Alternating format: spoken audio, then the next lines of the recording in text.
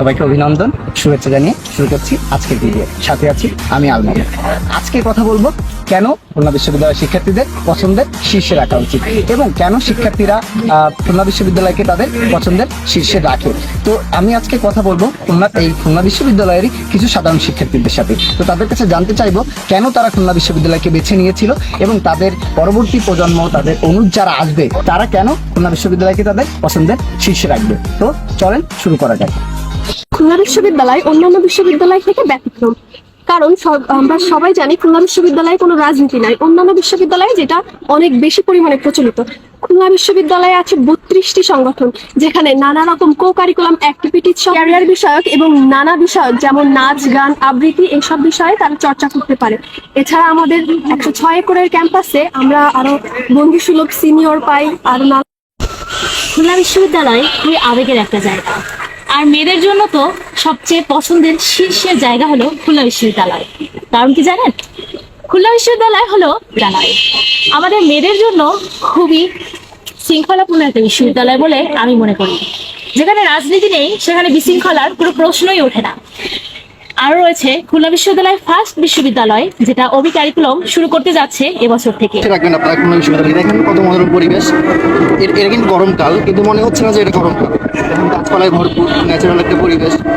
দেখা যায় যে শহরের একটা সাইডে পড়ে গেছে, বলা যায় যে একটা মনোরম পরিবেশের মধ্যে পড়ে গেছে এই বিশ্ববিদ্যালয়। এই জন্য আমাদের স্টুডেন্টরা, আমাদের ছাত্রছাত্রীরা দেখা যায় যে তারা ক্লাসের ফাঁকে তারা গাছপালাতে বসে আড্ডা দেয়, ওয়ার্ক করে।